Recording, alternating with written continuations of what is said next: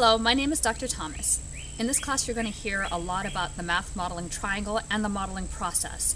The math modeling triangle is the math modeling process in an infograph.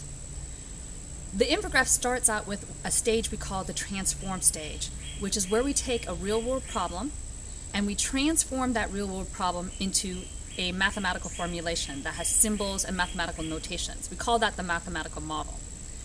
So in some sense, this is the most important piece of the mathematical modeling triangle because it's the piece where we do the translation.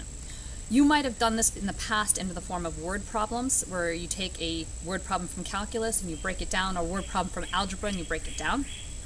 But here, we're really interested in problems that people really care about, which you might not have had in the past.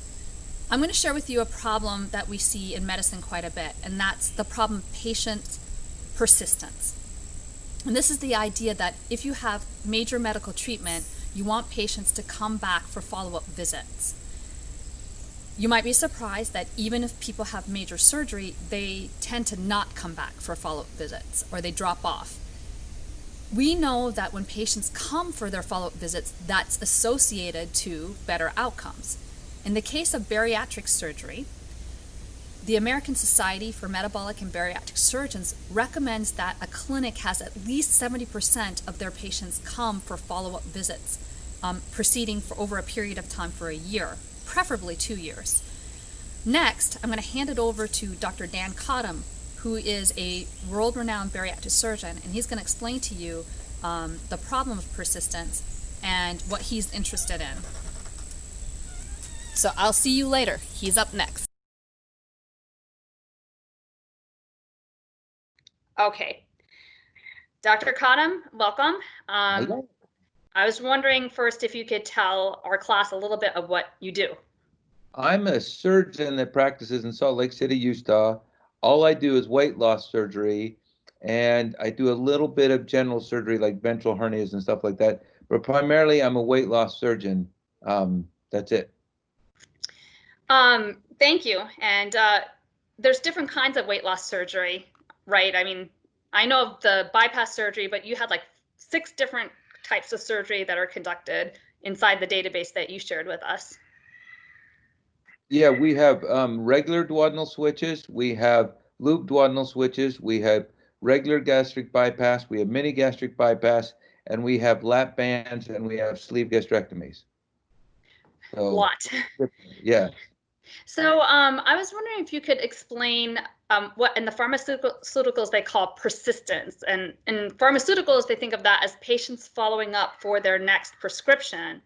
But the same thing would be true for clinical visits. How many clinical follow-up visits do you think that a patient should attend? Well, that's a very interesting question, and it's one that's really vexed me for quite a long time. What's the optimal number of visits to get to have an outcome that you want to achieve, meaning good weight loss over a sustained period of time that's repeatable? And it's the society wants to tell us that we need to get 70% follow-up at 3, 6, 9, and 12 months, and then yearly after that.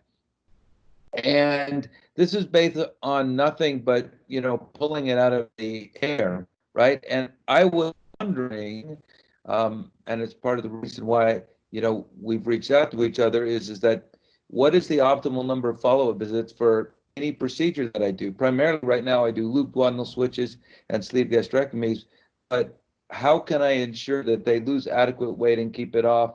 How many visits do I need to do? Do I need to do them myself? Do I need to do them with my dietitian and trainer? And does that change when I go from, say, a sleeve gastrectomy to a loop duodenal switch? Right? Those are important questions. And they've never commented on or put a model to it other than just said, well, this is what you should do, and you should achieve 70% excess. You should perceive 70% follow-up, and they've never told us why we need to achieve this magical number of 70% follow-up, right? Okay, so what you mean by 70% follow-up is 70% of the patients that I'm back at the second visit, and 70% of those should come back. Okay.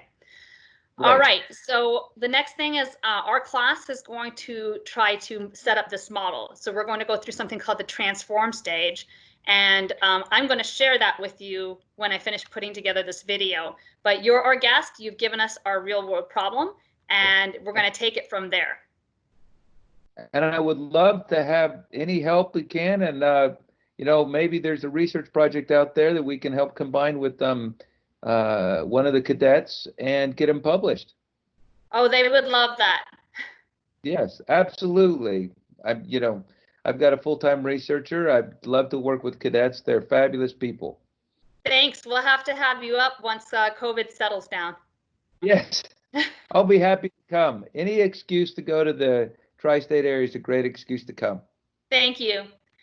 So I'll follow up with you. My follow-up visit will happen. 100% chance on that. Yeah. All right. All right. Thanks, Dan. Fabulous. Thanks. Yeah. Bye.